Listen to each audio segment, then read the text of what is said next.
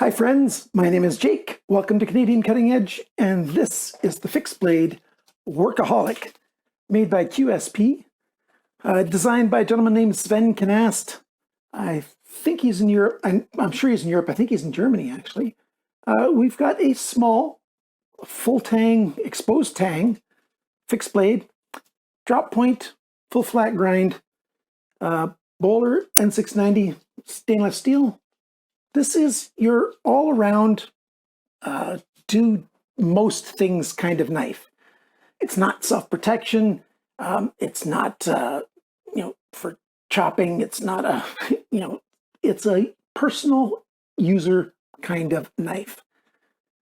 Like the equivalent of a pocket EDC, this is the fixed blade EDC of the world, at least in that style. So if you're interested in a knife like this, comes with a sheath, and it comes with even more. You might be interested to stick around and watch this full review. It's coming at you right now. Beep. It comes in a nice QSP box, and there's the information. You can read, there you go, Workaholic QS124-A. It comes in 3 different models, and the difference is the handle material.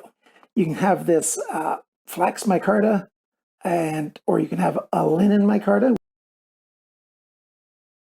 or you can get their fancy raffir noble bronze moon handle scales, which are, they look great. They look awesome. But I've got the light brown linen micarta. It looks a little scuffed up here, and that's because it comes with a black leather sheath, and it's black on the inside as well. And so there's a little bit of a color transfer onto the spots that touches inside the sheath. We'll talk about that in just a little while. Let's look at what else is inside the package. We've got paracord, a good length of 550 paracord.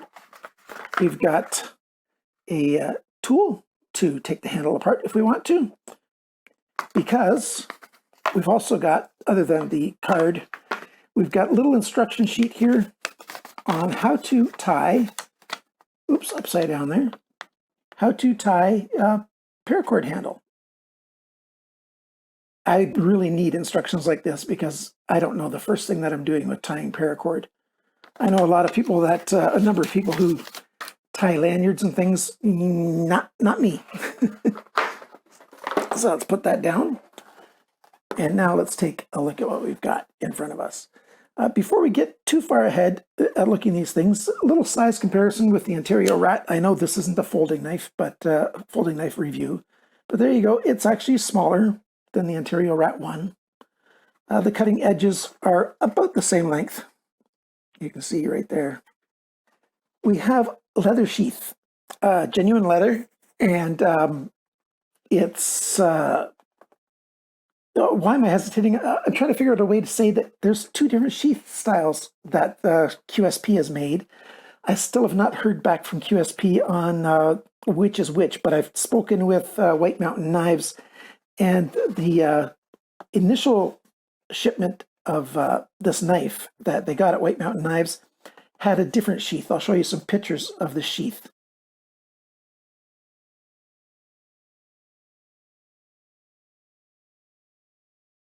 Now that sheath is for like, you can either carry it on a belt because it's got holes in the side, so you can carry it traditionally on a belt, or you can wear it scout style, which is more options. So that kind of sheath does have an attraction, but this sheath also has an attraction. This sheath will hang a little bit lower because your belt comes right up to this level. So it'll hang a little lower on your side than that other sheath could because it's closer to here. So it's about an inch and a half higher on your waist than this one would be. And this one's got that style. I like this look right here. It's a nice sheath. It looks nice. It's durable. It's, I've used it a bit. I've carried it around so you can see some of the marks in here. Some of the patina is starting to happen on it. And it's looking pretty good. It's a nice sheath to carry a knife, which is what you do. I like the look of this sheath. I carried it in public. I had this in my pocket, not my pocket, on my belt. And it's totally legal in Canada unless municipalities have bylaws against knives, as in Calgary, which is the big city closest to where I live. You can't have knives on your person there while you're walking around in public, but a lot of places in Canada, it's totally legal, most places, to carry a knife like this. And fixed blades, it's no problem at all to have a fixed blade on your person, as long as you're not carrying it for self-defense. That's illegal in Canada, carrying a knife for the purposes of self-defense. This is a nice little knife. The sheath matches it, and it looks good. It's sewn together well. I shouldn't have gone back to the knife to finish it off. It's a nice sheath. There's no drain hole, though. If you want a drain hole, you might want to take a little drill and just drill a hole right through there. Whoops, right through there and into the body. It's a well-made sheath that I like. I'm not sure which of the two sheath styles I like better. Well, I know for myself, I like this better because I don't carry a knife scout style because I don't do a lot of hiking and things, with my mobility disability. I don't do an awful lot of walking around. So this kind of carry is just fine with me. Now let's take a look at the knife itself. We've got a highly polished, not highly polished, we've got a somewhat polished satin finish here. Drop point blade, a lot of nice belly on this knife. Nice little sharpener's choil right there. We've got jimping here. It's fairly coarse jimping. It's not too aggressive though. Feels pretty good in hand. And the heel of the blade here is, solid as well. It's not the best knife if you want to cut straight down and use this part of the blade to cut because your knuckles are going to hit first. But you've got lots of this belly. It's very easy to cut things using, 2/3 of the blade up here. It works just fine. Before I get too far ahead, what is the purpose of this knife? I think this is the functional equivalent of a pocket EDC knife. This is the sort of do everything kind of style knife. A secondary camp knife, camp kitchen knife, a secondary survival knife, certainly not the main one, but hopefully not the main one. Hopefully you've got something bigger, you can do a whole lot more things. But it's a good secondary knife to do a lot of tasks. It's got enough belly that it could work okay as a skinner.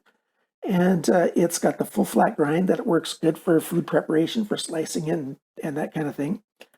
I've cut a bunch of different things with this knife and it just works quite well.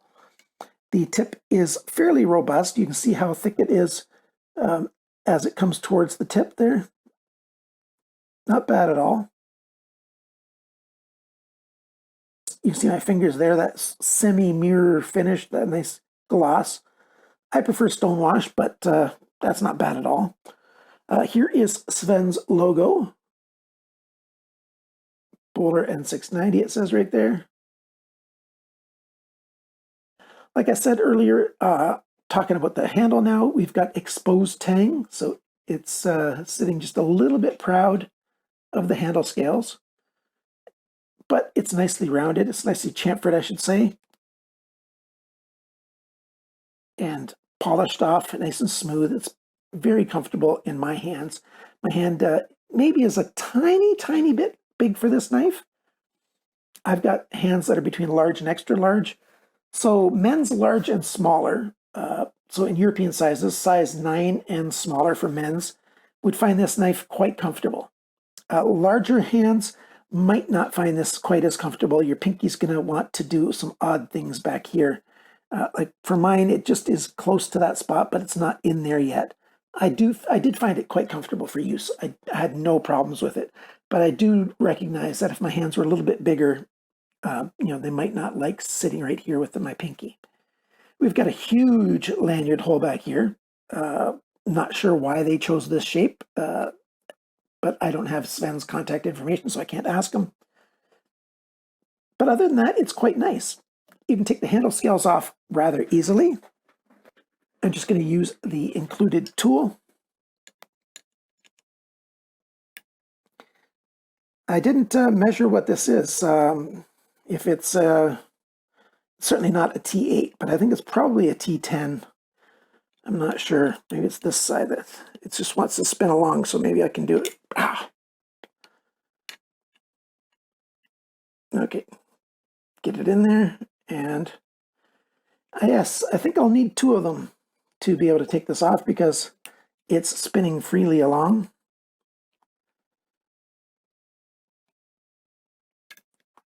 So I'll be right back. Okay, so I just did an eyeball check, and I think T10 is going to be a little bit too small. I think it's a T15. Yep, T15 is what it is. And it's always easier having a nice, proper screwdriver than it is to have one of those angle tools, but it doesn't want to come off with that, so let's put this in here, and I'll use that to hold it still, and then use this side to undo it.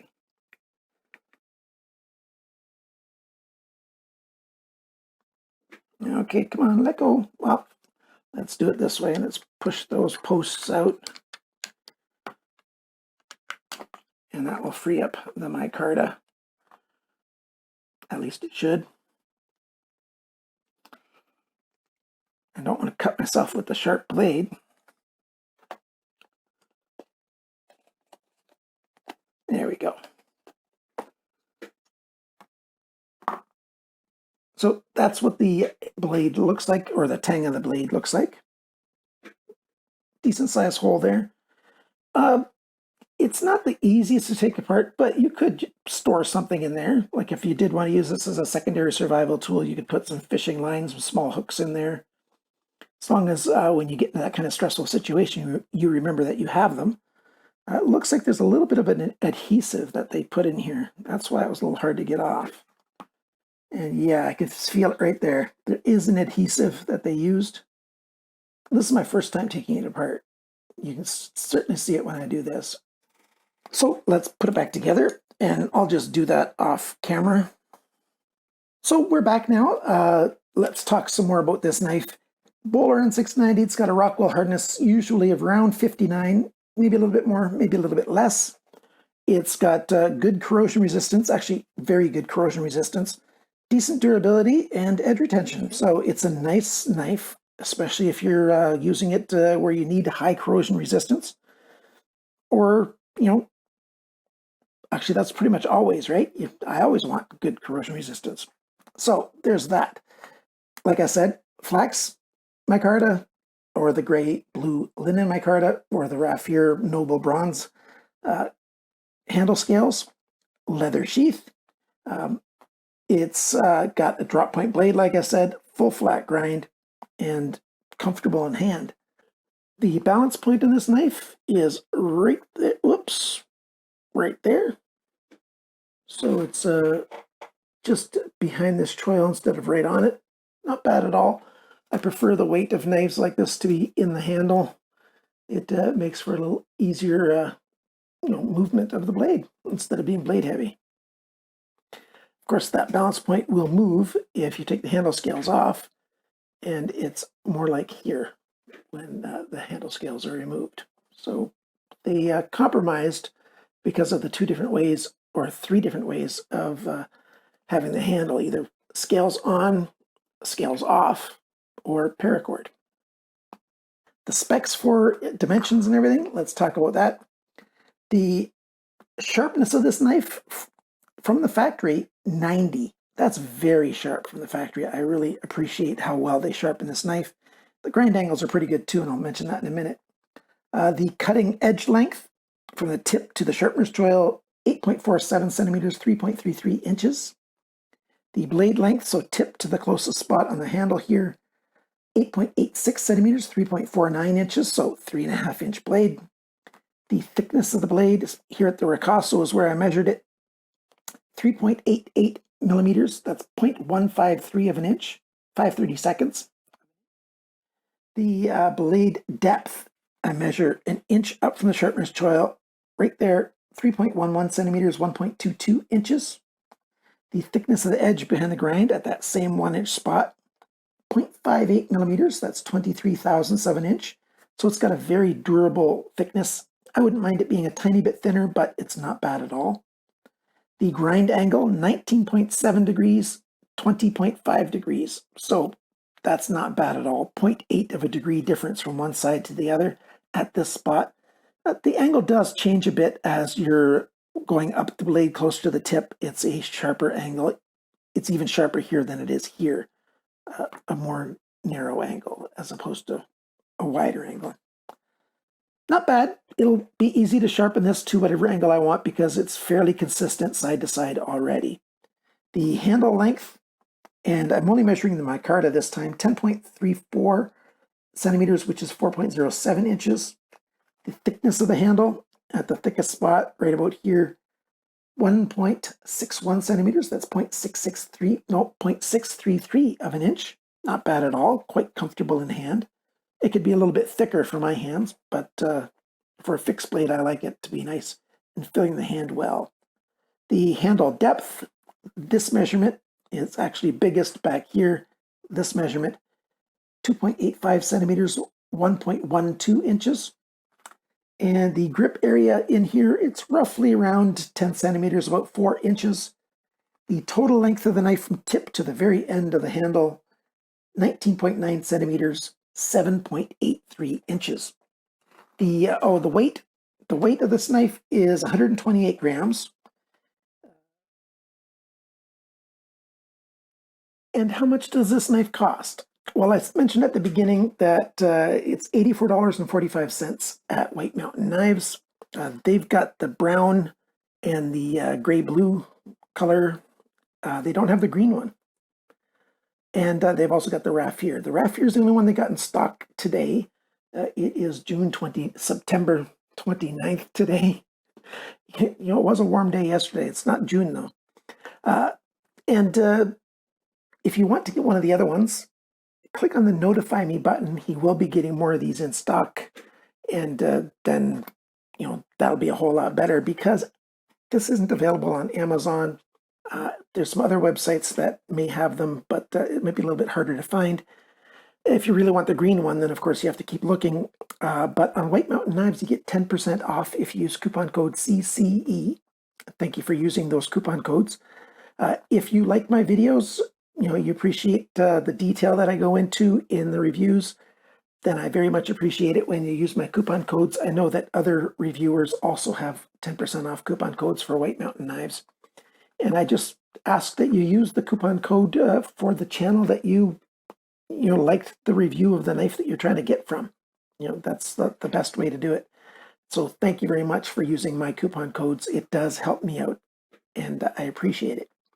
I do have Amazon links for all kinds of other knives and things. It really does help the channel if you use my links.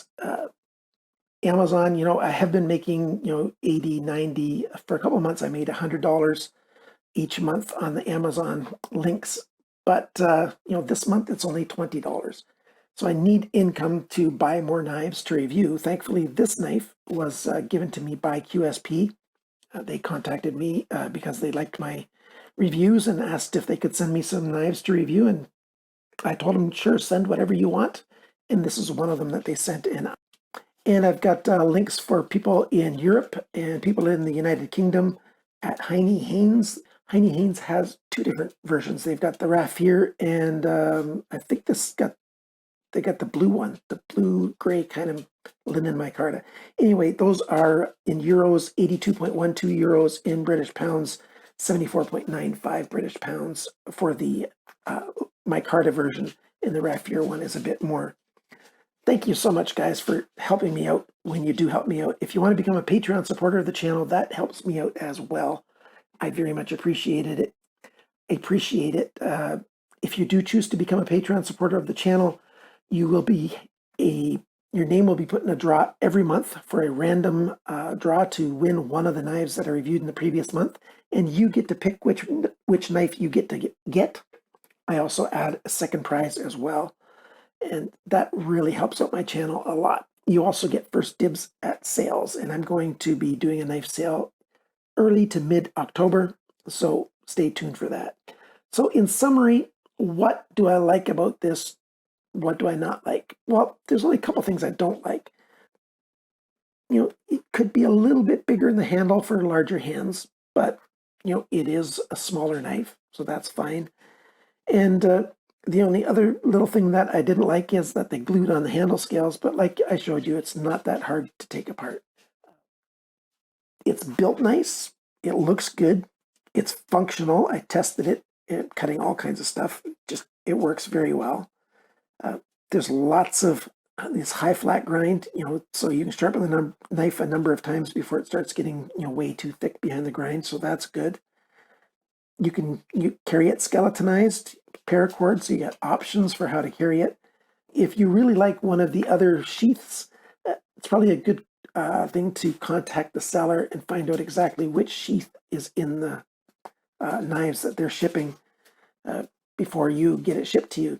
If you don't mind either way, then just go ahead and order it, of course. It's a nice knife. I like it. The pros on it, it's a nice drop point. It's good for just about any kind of cutting, especially for camping kind of stuff, outdoor kind of things, camp cooking. It's a very good knife. The full exposed tang is a good thing. I like that. It's nice and comfortable in the hand. It's got a good weight, good feel, good balance. And micarta is just great. If it gets wet, it keeps it staying grippy in the hand. So there you go. I recommend this knife. I like it quite a lot at its price point. Not a problem at all. Oh, if you hear something, that's my dog. He's running around playing with his toy. I just want to thank you for watching this video. Thank you for liking, sharing, commenting, and subscribing. All four of those things do make a difference. I appreciate it. Remember, friends, always cut towards your chum, not your thumb.